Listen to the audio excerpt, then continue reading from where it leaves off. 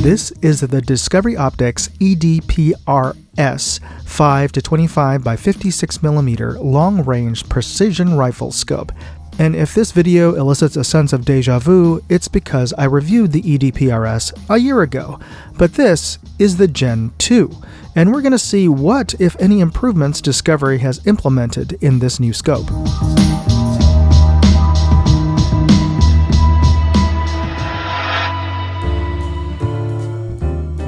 It's not unusual for budget scopes to offer accessories along with their optic, but Discovery takes this to a whole nother level. Let's just skip ahead and see what you get in the box. Now, the sheer quantity of accessories you get in the box is certainly impressive, all the more so because this isn't just cheap crap that you'd throw away. It's comparable to third-party accessories and mounts that people pay money for, and you are getting it included with the scope, so that's a value.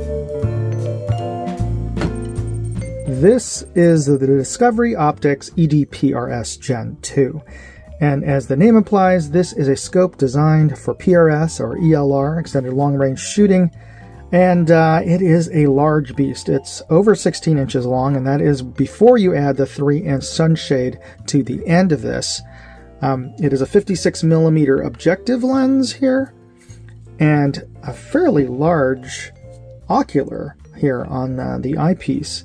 And very, very large turrets. It has an illuminated reticle with 6 levels of intensity and an off in between each of the settings. So that's a nice to have.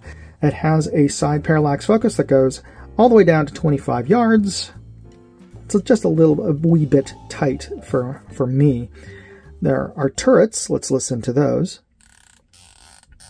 Nicely loud, very tactile positive, and really no slop to really mention at all between each of the clicks. Very definitive clicks, and I like the fact that these are resettable turrets that you don't require a specialized tool for. Though oddly enough, you do for the windage, so I'm not sure why they didn't carry over. But you just unscrew the top using slotted tool. You can pull off your turret and you can reset that if you adjust your zero. And it does come with a fairly easy to use zero stop. You use an Allen wrench to loosen up these set screws and you drop it down, and that cog engages that tooth on the base there. There we go. And our windage, again, just as loud and tactile positive and no slop. That's interesting. Let's check out this magnification ring. Stiff, but not too stiff. I'd still feel comfortable enough to turn this without adding the throw lever. You can screw on a throw lever here. I wouldn't say it's butter smooth, but it's pretty darn smooth. A little bit of, I can hear rubbing. I can't feel any grittiness, so that's good. And let's just check out this diopter focus. Smooth. You can hear it more than you can feel anything. Pretty darn smooth. Now this is a nice scope, but it also came with some rings. So let's take a minute and look at those. Now this is a scope review, not a scope ring review, but since this scope comes with a set of rings and we're going to be mounting them to this scope for this test, I thought it'd be worth taking a little bit of time just to take a look at what you get. And these are pretty nice scope rings. They come with 4 and not Torx screws, and not just hex screws. These are Torx screws, and it does come with a little Torx key there, and 2 additional screws, by the way. But the ring itself, pretty nice, pretty high quality. It has lightning cuts along the base to reduce the weight, and again, 4 screws at the top and 2 on the side, so that provides quite a bit of torque to keep this down in place. And it has a recoil lug, so again, that also helps mitigate if you're using a Magnum cartridge in your rifle. That will help keep everything in place on your Picatinny rail. So overall, nicely designed. We are looking through the Discovery PRS at its lowest power of 5 to get our best overall image through the glass in terms of color, contrast, detail, and saturation. And you can compare the image inside of the glass to that outside in the real world, like the sky, just to see what kind of differences we are seeing in terms of brightness and color shifting. And as we bring this up to, let's just bring it up to about halfway up its magnification, because as we increase magnification, we are also magnifying all the faults in the glass. So this is what this looks like at 12 power, and we are looking at the peak of Mount Davidson, approximately 1,400 yards away. And we did get a little bit of, I'd say, a warm shift in color compared to the sky outside of the scope, but overall, still quite a good amount of detail, and you can see that first focal plane reticle enlarging as we bring this up to its maximum magnification. And we did lose a little bit of light, as you saw there, especially once we got to the maximum of 25 power, but not bad. We can still see quite a bit of detail, good contrast, and smack dab in the middle is a steel trail marker sign. This is about a 36-inch steel sign on top of an 8-foot pole, and that's a good proxy for a steel target at this distance. I took the scope to the range and set up some reference targets, and now would be a great time for you to take a second and hit the like and subscribe buttons. It just takes a second while I walk down to the 100-yard benches and set up our observation point.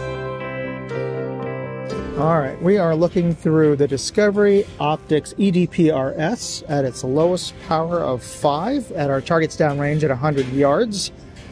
And now would be a good time to check out the illumination on this particular optic. So we've got it on 1, 2, 3, 4, 5, and our maximum of 6 illumination. Not terribly bright, but I'm going to just cover up the bell here, and you can see the very center cruciform is illuminated. Now, let's just take a look at our range of adjustments here. That is our maximum height.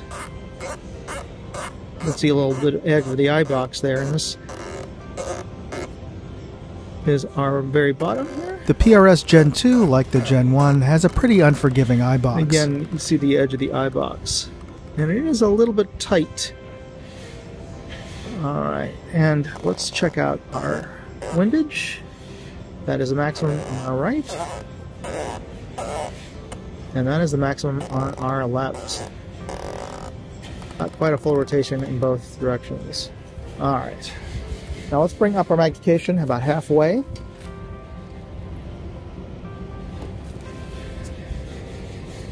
And that's 12 power right there, just so you can see what that looks like.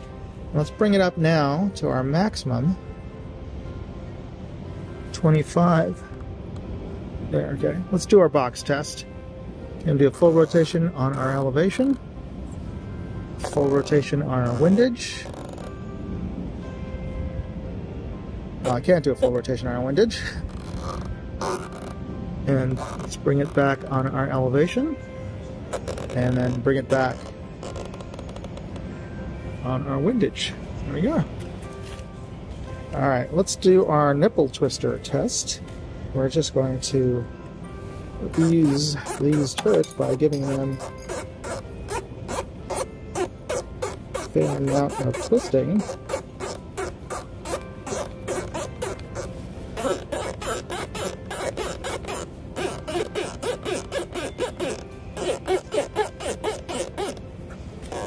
Alright, let's bring this back to 0. Oops, wrong way.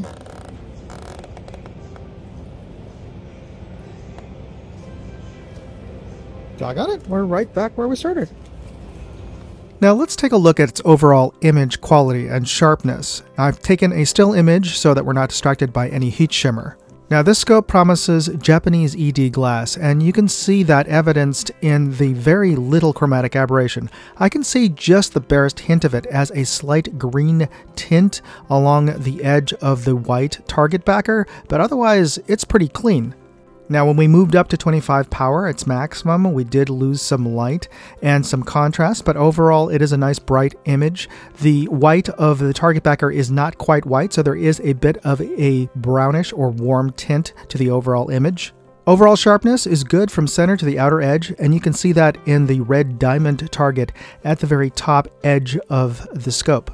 Now looking at the color chart on the top left, the colors appear a little bit washed out, not fully saturated, but I am impressed by the fact that I can make out individual gray squares in the gradation bars that run vertically on that chart. Next, take a look at the paper target on the bottom left. It's easy enough to make out the bullet holes on the reactive sticker target on the center, but note that you can also see two tiny 22 holes below that sticker target. You can even make out the change in color of the masking tape at the edge of that target. Looking at the Air Force optical resolution chart on the bottom right, I can make out both horizontal and vertical lines all the way down to element 6 and group -1, which is indeed impressive, but how does this scope compare to the PRS Gen 1? The PRS Gen 2 is on the left and the original Gen 1 is on the right, and I can see a notable improvement in overall sharpness. The details on the diamond target at the top of our image is notably softer in the original Gen 1.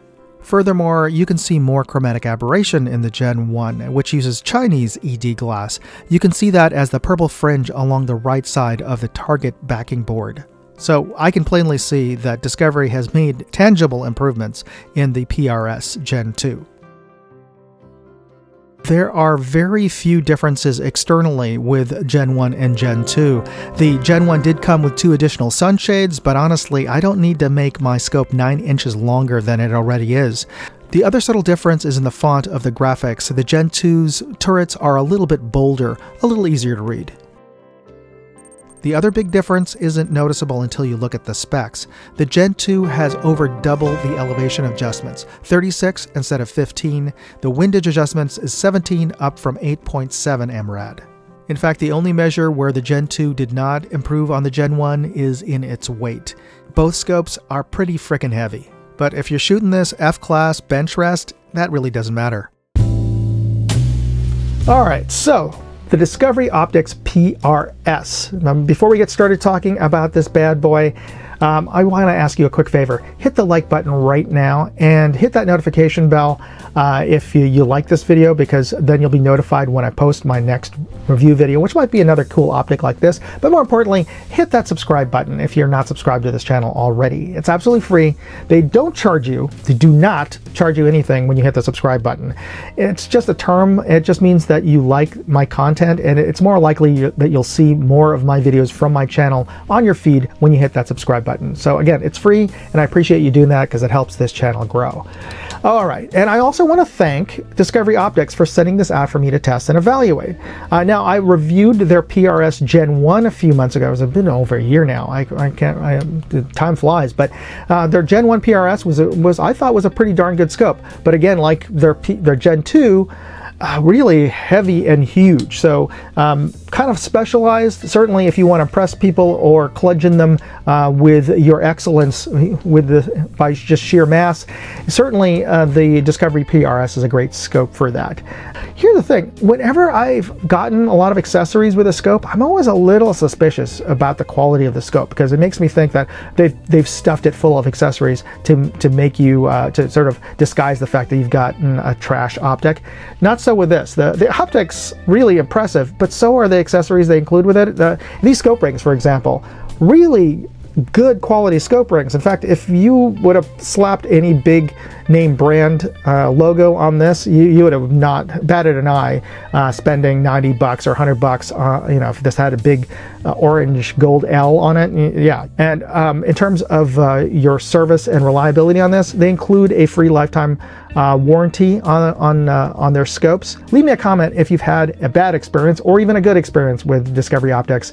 I'd like to hear that. And thanks again for watching. You be safe out there. Moondog, out. Hey, I'd like to know what you thought of this video. Leave me a comment or chat with me on Facebook, Twitter, TikTok, MeWe, Instagram, or Locals. And if you want to see all of my videos, go to moondogindustries.com.